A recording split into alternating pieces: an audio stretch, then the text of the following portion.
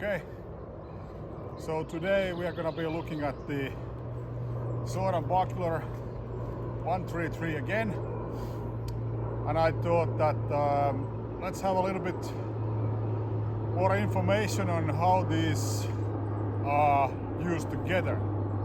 So now I finally have my own buckler here.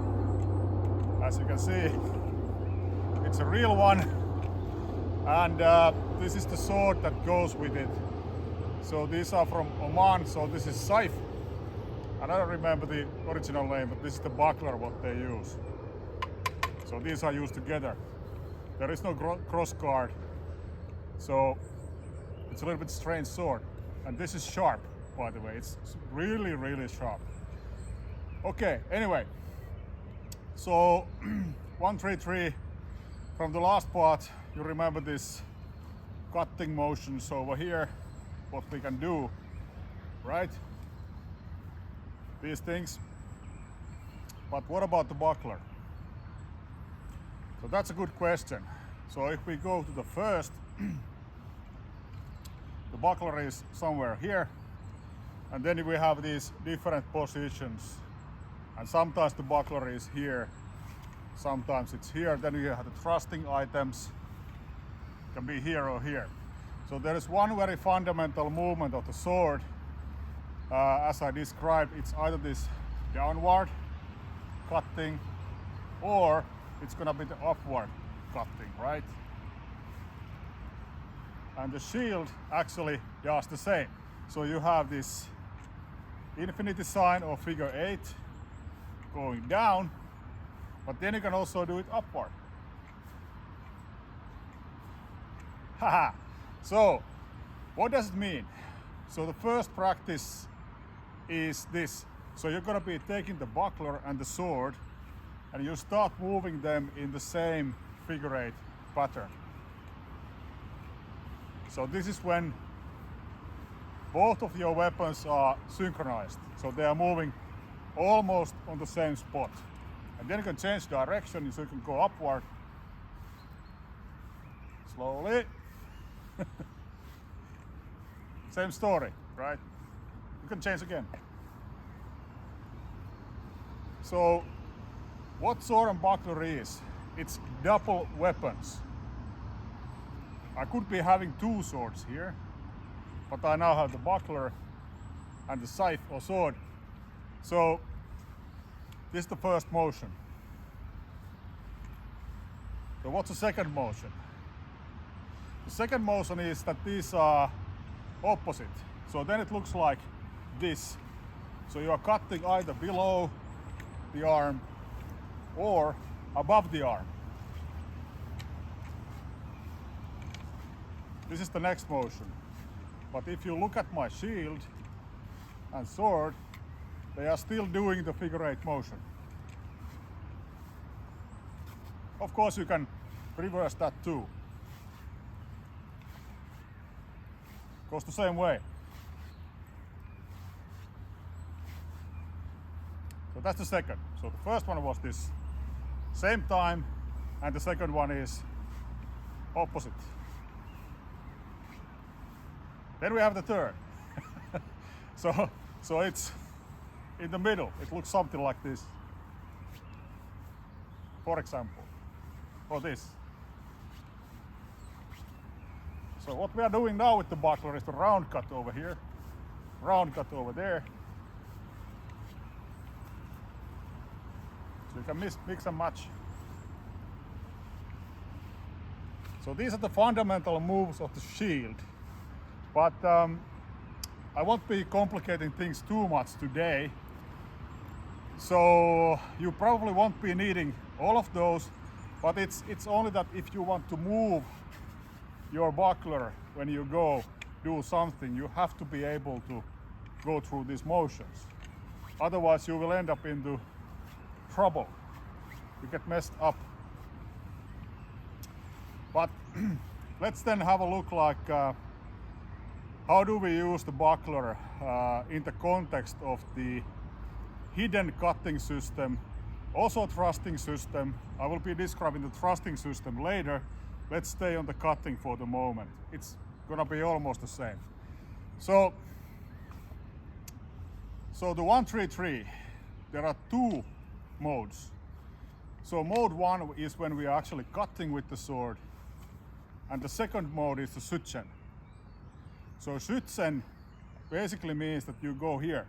You are somewhere close with your sword and buckler. And then depending on how the attack is coming in, you will turn the sword. Right? This way or that way. So if you are here, you are striking and you have incoming stuff, you will instead go into schützen. And from there, you go into this figure 8 track and you cut and you may come back. So schützen would be here, then you would be cutting. The other way around, you come from here, it's the schützen, and then you go into the figure 8. For example, you end up here. So this is also in the manual, this posture. So basic schützen is just that you start to the figure 8 track. Either go this way or that way. And now comes the important part. So the basic motion is still this. You are doing this figure 8, but it's not going to be so apparent. So if I go to schützen, I go schützen here, and then I cut here, for example, if I cut downward. If I start from here, I can go schützen here, so somebody's coming at me from there, and then I will cross my arms and I will cut. So this is the half shield schützen cut. Half shield schützen cut. So we'll go the other way. Half shield schützen cut. Half shield schützen cut. Okay? But it's this motion. Same motion. Always same motion. All right. So now it's good idea to practice this. Just the downward cutting, for example, until you get the hang of it. So then when you get the hang of that, then okay, you can cut upward. So you can go underarm, cut from there, or you can go overarm, cut from there. So now if you are wondering that if I cut from the second, how can I end up in the first card? So it's really simple. You just cut down, and when the sword comes up, you end up in the first. So from the side, you cut down, you end up in the first, right? So the sword comes here. And now, because this is actually sharp, not razor, but your kitchen knife sharp, so then it's a really bad idea to put the sword here, in between your arm. This is really bad idea with the sharp saw. I could easily cut myself now. So it's not done like that. You could maybe do it with flat, but it's still a bit risky. And if you try to cut from here with the sharp, you risk cutting your own arm or hand or something. So it's not done like that. So I'll show how it's done. It's done like in such a way that the wrist of your sword arm will come connected to the arm of your buckler arm. So the sword is never here in between your arm and body, it's always here. It's sharp. So, otherwise it's pretty dangerous. You could do it with a stick or a blunt sword, yes. But with the sharps you have to be a little bit more careful. So you cut it like here. And how to cut from here? So if we are still on this downward path, you will cut it in such a way, so this is for practice, that you will slide your wrist along the long arm here, and then you cut it from there. So come down, go to first, slide, cut. Come down first, slide, cut. You can keep your buckler extended if you want.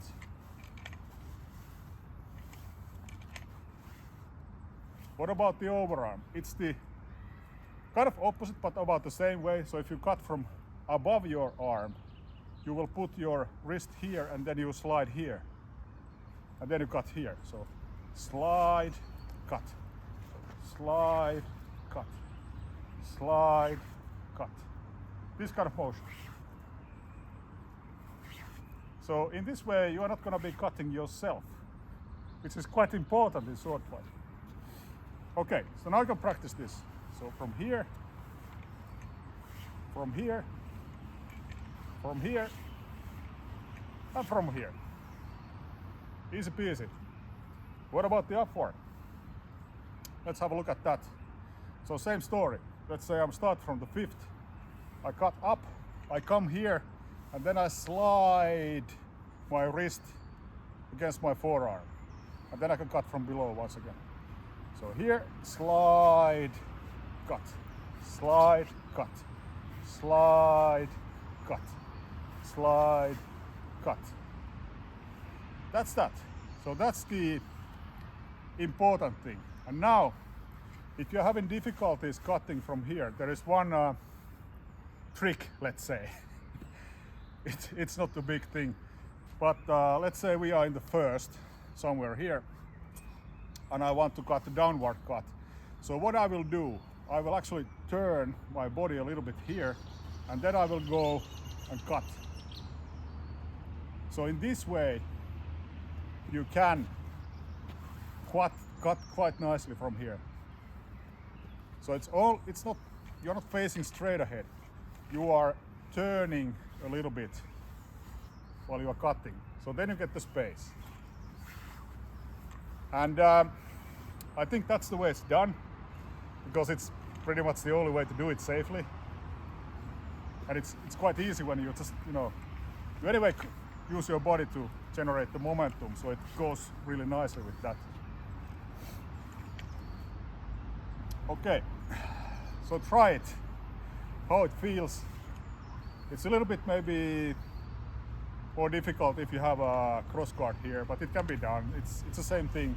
Just see that which is the position of the cross guard, so that you won't be scratching your own arm. But the idea is the same.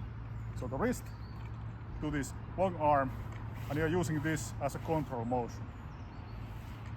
Okay, so that's that. And in the 133 manual, the thing that people have not maybe noticed is that it's full of it. So it either has the hands uncrossed or they are crossed. So even in thrusting they are crossed like this, or can be like this, uncrossed, right? Or they can be crossed like this sometimes. So we have for some of the Schützen, we have also crossing, right? And for some of the Schützen, there is no crossing, so it's like a cut from here.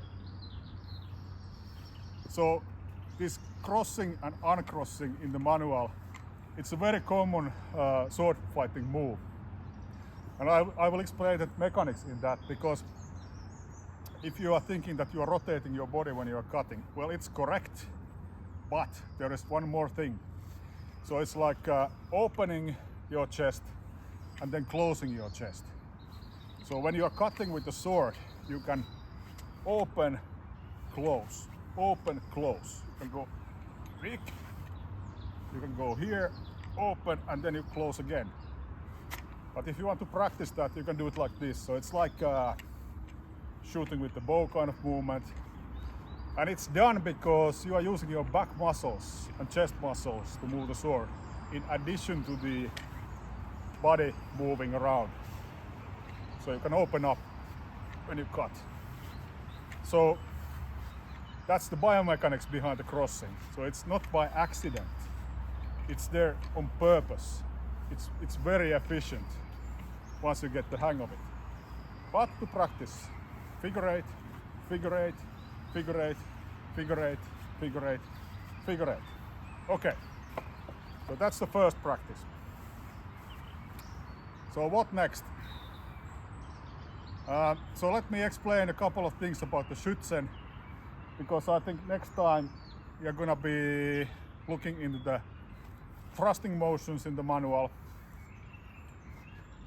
So it's easiest to start from the half shield, if you will. If you are here, you come to half shield anyway, so this is kind of good practice. So if somebody is trying to attack me from this upper corner here, I will just rotate my sword. So this is to catch it. I'll maybe turn here, and then if I want to cut downward, the motion looks like this. So I end up here somewhere. So this is Schützen, and I put my sword into this figure 8 track, and then I will cut. But the cut is a cut. It's not a Schützen anymore. Actually, I'm protecting here, and then I will attack. So to the other side, also if somebody is attacking me from this upper left quadrant, let's start from half shield. So I will do Schützen first, and then I will cut from here and come back here. So Schützen, cut, back to half shield. Schützen, cut, back to half shield. Other way, it's like Schützen, cut, back to half shield. So Schützen, cut, back here. If I want, I can stay here also. It doesn't matter, but you need to know what you're doing. But from half shield to half shield, you do Schützen, cut, come back. Or the other way around, Schützen, cut, come back. Right? So this is very important, because these two motions, they are repeating all over the manual. But as you can see, they are still based on the figure 8 movement. But there's more. What about this upward? So now, if we are in the half shield once again, I can put my sword into this upward cutting path quite easily. It goes like this. So I will do Schützen. It's a little bit different looking, but so I'm not slapping down. I'm actually slapping up. And then I can cut from there. So it's Schützen, cut. I can also go over my arm. Schützen, cut. Right?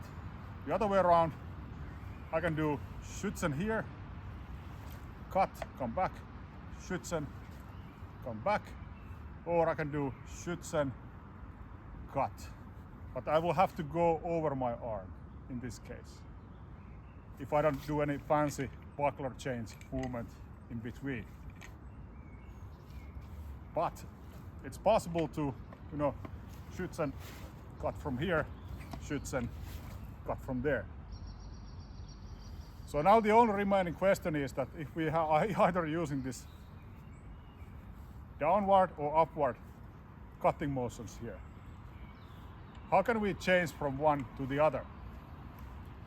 So it's done using the 4th guard, but it's a different now. If you are cutting from here, you can go to 4th and cut from there. So this is still the downward, downward. But if I want to change from this downward motion into upward motion, I go to 4th, start cutting here. And from here, you already know that what you can do. You will cut up and then you cut down. Once again, using the 4th guard. Okay, let's have a look at that again. So I'm cutting down, down, down. I go into 4th, 5th, and then I start cutting here. If I want to come back, I will do 4th, and then I come back here. This is critical to understand the sword movement. And then if I want to go once again to the upward, I'll go to 4th. This is 3rd, kind of 1st, but this is the other variant of the 1st. Could also do the priest special here, but let's not do that. And then we are cutting upward. I can also change downward, upward, downward again. and so on. So the only thing you need to do is to go to the fourth, then you can change the motion. So why do we need to do this?